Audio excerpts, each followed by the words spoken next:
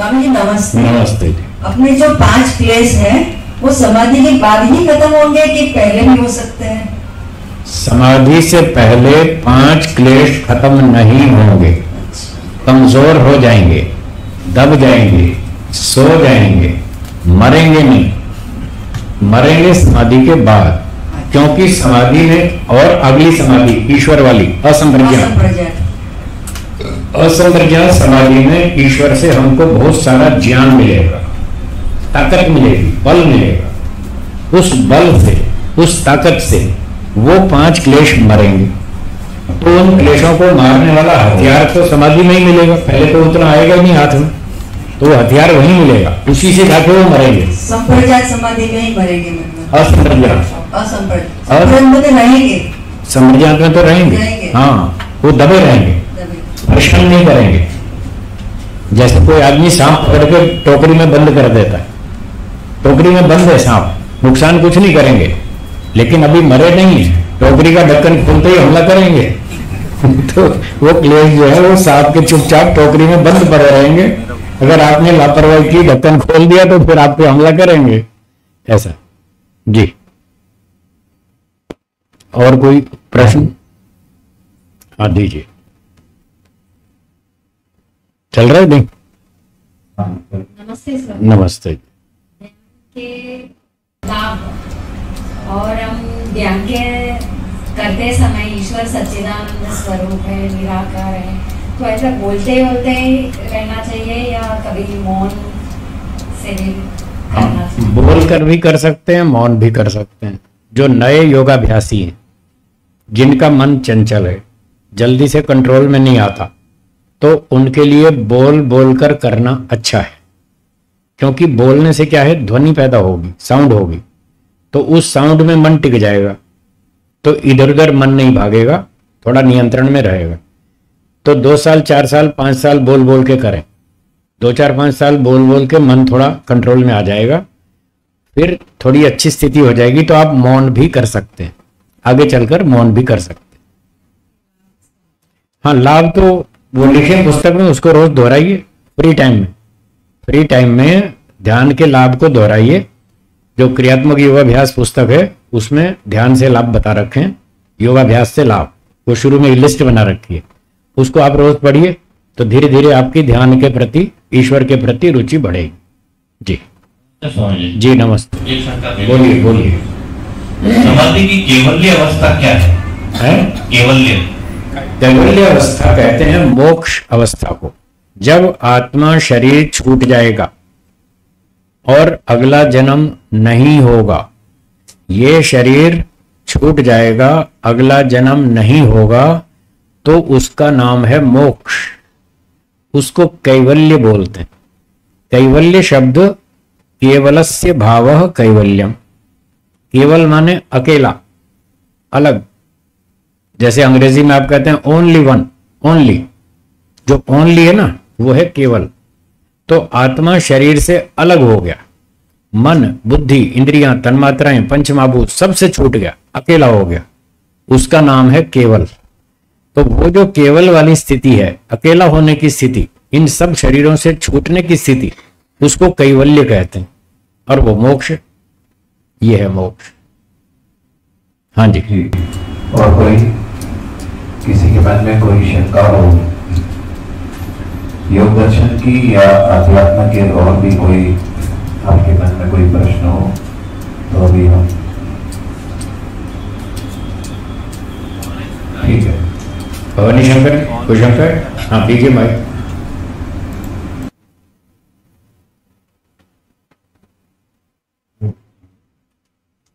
Mic बंद हो गया, आवाज देखिए। हाँ जी नमस्ते।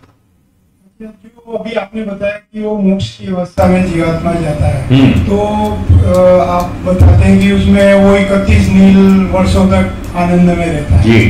तो वो फिर वो सुख कैसे प्राप्त करता है जब वो शरीर इंद्रियां तो है नहीं? ठीक बात। इसका उत्तर है, अभी जीवात्मा जो सुख भोग रहा है, सुख दुख जो भोग रहा है इस समय, अभी तो शरीर इंद्रियों के माध्यम से भोग रहा है, ये साधन है। जब मोक्ष में चला जाएगा तो साधन बदल जाएंगे। ये शरीर इंद्रियां साधन यहीं छोड़ देगा। मोक्ष में ईश्वर अपनी शक्तियां उसको देगा। ये शक्तियां, प्राकृतिक शक्तियां यहीं छोड़ देगा, वहां ईश्वर की शक्तियां मिल जाएंगी। उन साधनों से मुक्ति में सारे काम करेगा।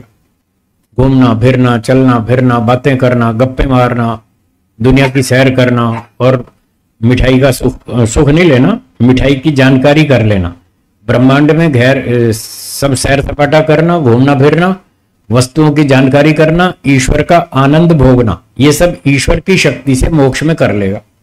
बस साधन बदल जाएंगे, इतनी बात। जीवात्मा आपस में मिलते भी हैं? हाँ मिलते हैं, बातें करते हैं, जैसे आप और हम बात कर रहे हैं ऐसी बातें करते हैं। क्या हाल है? हाँ, कहाँ कहाँ घूम आए, बढ़िया बढ़िया बात करते हैं। जैसे ही अभी गए थे घूमने फिरने, गए थे ना, तो जब आप 4 धाम घूम के आए तो फिर हम आपसे मिलेंगे तो हमसे पूछेंगे ना कि भाई कहाँ कहाँ गए। केदारनाथ गए, बद्रीनाथ गए, कैसा रहा? कि बहुत मजा आया। कि पहाड़ी पर चढ़े, टांगे टूटी कि नहीं टूटी? हाँ सर, एक बार तो अच्छी तरह मजा आ गया। चढ़ते समय तो मजा आया, फिर बाद में थकान भी हुई। तो जो जो भी घटनाएं होती हैं, व्यक्ति घूम घाम के आता है, फिर बातें करता है, बताता है कि यात्रा कैसी रही, बढ़िया रही, मजा आया, हाँ मजा आया, मौसम कैसा था, बहुत बढ़िया था। तो जैसे हम यहाँ बातें करते हैं, ऐसे मोक्ष आत्माएं भी आपस में बात करती हैं, मुक्त आत्माएं। तो पहचानेंगे कैसे? आप यहाँ भी तो एक जैसे ही है ना, शक्लें थोड़ी अलग है, शक्लें यहाँ थोड़ी अलग हैं, शक्ल से पहचान लेते हैं। अब मुक्ति में शक्ल तो होती नहीं, फिर वहां कैसे पहचानेंगे? वहां पहचानने की कोई जरूरत ही नहीं है, वहां कोई रिश्तेदारी थोड़ी होती है, वहां तो जो मिल गया सो पूछ लिया। मोक्ष में कोई रिश्तेदारी नहीं होती है, कोई चाचा मामा भाई भतीजे कुछ नहीं होते वहां, न घर होता है, न कोई ऐसे फ्रेंड्स होते हैं, वहां कुछ नहीं होता। वहां तो जैसे ऐसे होते हैं जैसे यहाँ रेल के यात्री होते हैं। आप रेल में बैठते हैं तो रेल में जो यात्री मिलते हैं उनसे कोई पहचान थोड़ी होती है, बस बैठते हैं सामने, बातें करते हैं। उनका स्टेशन आया वो उतर गए, हमारा स्टेशन आया हम उतर गए, बात खत्म हो गई। तो जैसे यात्री लोग बात करते हैं ऐसे मोक्ष में यात्री हैं, वो पूछते हैं लालचंद जी कहाँ गए थे? लालचंद जी कहेंगे शनि ग्रह के छल्ले देख कर आया। अच्छा कैसे लगे? बहुत बढ़िया, मजा आ गया। फिर लालचंद जी पूछेंगे आपने नहीं देखे? मैं कहूंगा मैंने तो नहीं देखे। कहेंगे अच्छा आपने नहीं देखे, जाओ जाओ देख कर आओ, बहुत बढ़िया छल्ले। और फिर वहां अरब सागर में जाना, नीचे समुद्र में बहुत बढ़िया रंग बिरंगी मछलियां हैं, मैं वो भी देख कर आया हूं। तो ऐसे ऐसे बातें करेंगे, क्या क्या देख कर आए एक दूसरे को बताएंगे। फिर जिसने नहीं देखा वो जाके देख आएगा। वहां टैक्स तो लगता नहीं, वो भाड़ा किराया लगता नहीं, पासपोर्ट चाहिए नहीं, वीजा चाहिए नहीं, कुछ नहीं चाहिए, जाओ घूमो फिरो देखो, ऐसे होता जी। वहाँ जैसे कहेंगे शनि ग्रह के छल्ले देख कर आओ, तो बोले वहाँ समय की तो रुझान है नहीं, तो बोलेगा अभी मैं 20-25 साल पहले आराम कर लूँ, बाद में जाऊँ, उसके बाद जाऊँ। 25 साल बाद जब वो 25 साल में टूर थोड़ी जाएंगे छल्ले, 25 साल बाद देखेंगे। हाँ जी बोलिए। माइक माइक हाँ बोलिए बोलिए जी प्रणाम। अच्छा, ये जो आत्मा परमात्मा की जो अनुभूति या प्रत्यक्षता जो है उसकी थियोरी बहुत लंबी है, उसमें कोई सिंप्लीफाई नहीं है? अच्छा, वो रोजड़ में मिलता है, यहाँ नहीं मिलता है। अच्छा, ये जो आत्मा परमात्मा की जो अनुभूति है उसका अनुभव आपको हो गया? हाँ हो गया। और बोलिए। हाँ इनको दीजिए।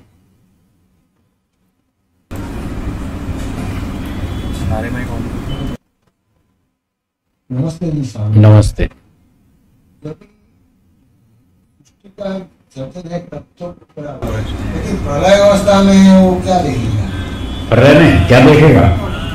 प्रलय में कुछ नहीं देखेगा, जब कुछ है ही नहीं तो क्या देखेगा? प्रलय में ईश्वर का आनंद लेगा बस। मोक्ष में जाने का उसका मुख्य उद्देश्य सृष्टि को देखना नहीं है। क्या उद्देश्य है? ईश्वर का आनंद लेगा, वो तो उसको प्रलय में भी मिलेगा, उसका काम पूरा कंप्लीट है। ये तो एडिशनल बेनिफिट है कि सृष्टि बनी है तो देख लो, नहीं है तो ना सही। ये कोई मुख्य प्रयोजन नहीं है। ईश्वर का आनंद लेना मुख्य प्रयोजन है। वो सृष्टि में भी मिलेगा, प्रलय में भी, हर समय मिलेगा, लेते रहो। बोलिए संजय भाई। ये वर्तमान संसार में सुख भोगने के लिए मन, इंद्रिय आदि साधन चाहिए। जो है उसी प्रकार मोक्ष में जाएंगे तो ईश्वर साधन देगा। तो वो साधनों के नामकरण क्या है? देखने की शक्ति, सुनने की शक्ति, बोलने की शक्ति, घूमने की शक्ति, ये नाम।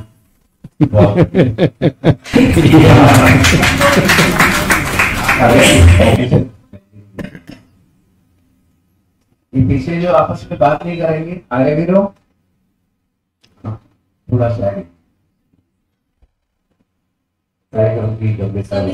नमस्ते। आपने बताया कि मोक्ष में बातें होती हैं, तो मतलब कोई रूप तो होता नहीं है। अभी एक जीवात्मा दूसरी जीवात्मा को पहचाने का कैसा कि यहाँ पे मेरे पास आत्मा है, उससे मैं बात करूँ? देखिए, सारी बातें यहाँ समझ में नहीं आएंगी, वो तो मोक्ष में ही समझ में आएगी। पहले मोक्ष में जाओ, वहां देख रहे हैं, वहां सब समझ में आ जाएगा कैसे बात होती है। सारी बातें यहाँ समझ में नहीं आएगी। हाँ, नमस्ते जी। शंका है कि मोक्ष तो केवल सन्यासी का ही होगा, परंतु संप्रज्ञात समाधि गृहस्थी को भी लग सकती है। तो प्रश्न है इनका, मोक्ष तो सन्यासी का होगा, लेकिन संप्रज्ञात समाधि गृहस्थी को भी लग सकती है क्या? इसका उत्तर है जी नहीं। गृहस्थी को संप्रज्ञात समाधि भी नहीं लगेगी। क्यों नहीं लगेगी? इसलिए नहीं लगेगी कि संप्रज्ञात समाधि के लिए भी वैराग्य पूरा होना चाहिए। 100%, 100% पूरा वैराग्य होना चाहिए।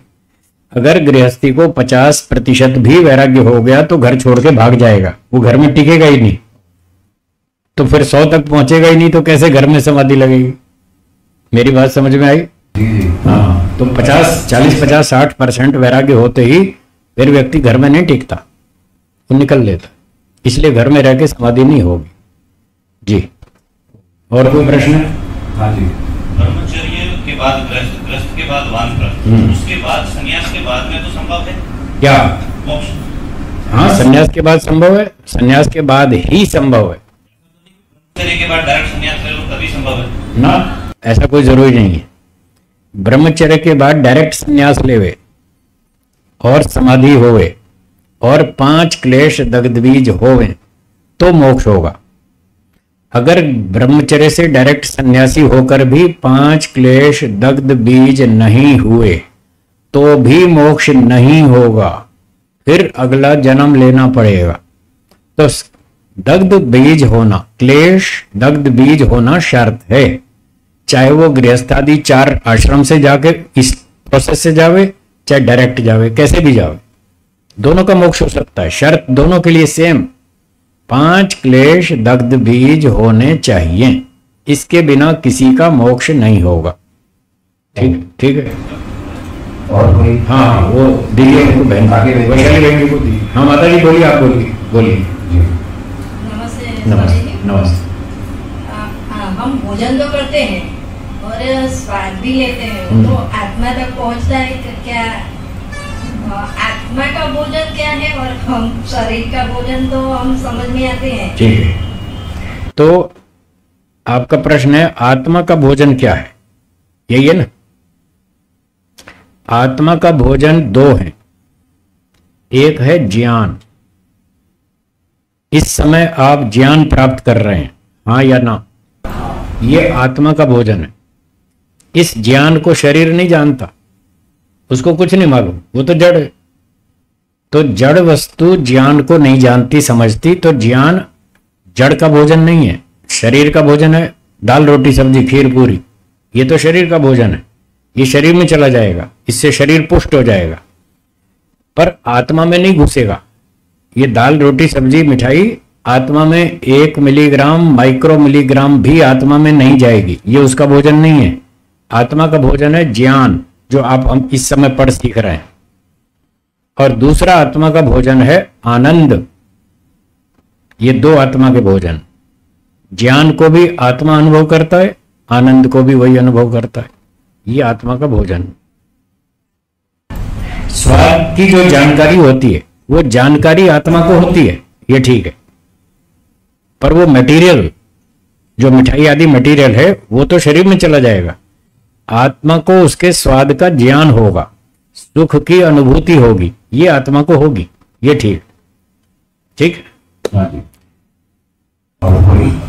स्वामी जी बोलिए। जैसे अग्नि के साथ अपने रहते हैं तो उसका अपने पर पड़ता है, तो एक योगी है, विद्वान है, उनके साथ अपने रहते हैं थोड़े समय के साथ में, तो उनका प्रभाव कैसे पड़ता है अपने ऊपर? देखिए ऐसे पड़ता है, जो व्यक्ति योगी के साथ रहता है उसकी योग्यता को समझता है, उसको समझकर उस पर श्रद्धा रखता है, उसके आदेश निर्देश का पालन करता है, उस पर प्रभाव पड़ता है, उसको लाभ होता है। और जो व्यक्ति योगी के साथ रहता है उस पर श्रद्धा नहीं रखता, उसकी योग्यता को समझता नहीं, वो उसको जहर पिलाता है, उस योगी को भी जहर पिलाता है, जैसे जगन्नाथ ने पिलाया। ये प्रमाण है। जगन्नाथ स्वामी दयानंद के साथ रहता था, हाँ या ना? और वो उनकी योग्यता को नहीं जानता था, अब फिर भी उसने जहर पिलाया। लेकिन कुछ लोग महर्षि दयानंद जी के पास रहते थे, उन पर श्रद्धा रखते थे, उनसे लाभ उठाते थे, उन्होंने बहुत लाभ लिया, वो उनसे प्रभावित हुए। जो जानेगा, श्रद्धा रखेगा, वो लाभ उठाएगा। अच्छा देखिए, ये चोर डाकू ईश्वर के साथ रहते हैं या नहीं? कहाँ लाभ उठा रहे ईश्वर से?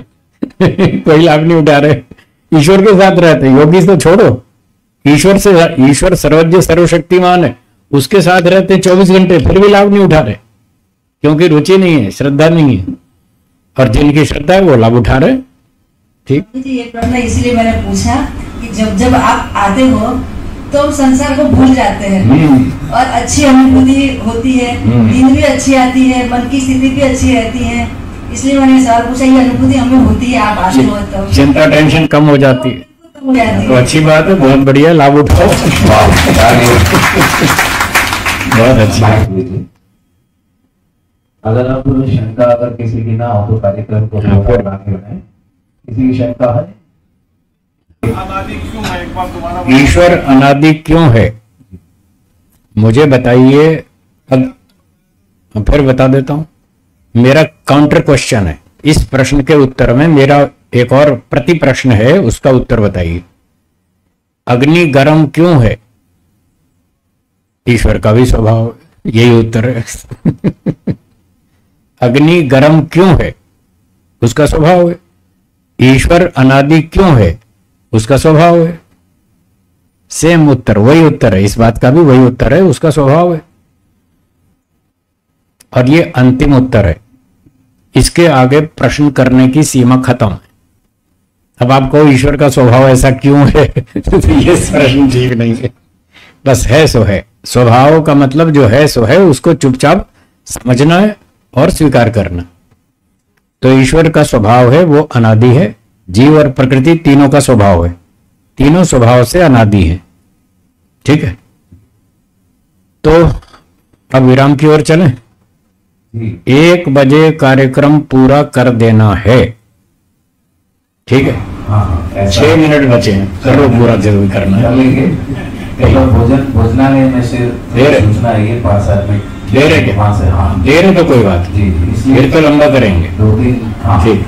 नहीं बिल्कुल, मैं ठीक है, ठीक है। हाँ, तो मानुभाव एक बार फिर से तालियों की गड़गड़ाहट के साथ पूज्य स्वामी महाराज का बहुत बहुत धन्यवाद है। अभी अभी पूज्य स्वामी जी महाराज ने ये बताया कि आत्मा का भोजन और शरीर का भोजन, तो 4 दिन से हम आत्मा का भोजन ले रहे हैं। आप ये बताइए कि आत्मा का भोजन आपको अच्छा लगा? हाथ ऊंचा करिए, आपको अच्छा लगा, तृप्ति हुई, आनंद आई? बहुत बढ़िया। आपको ऐसा लगता है कि ये आनंद आया, तृप्ति नहीं हुई?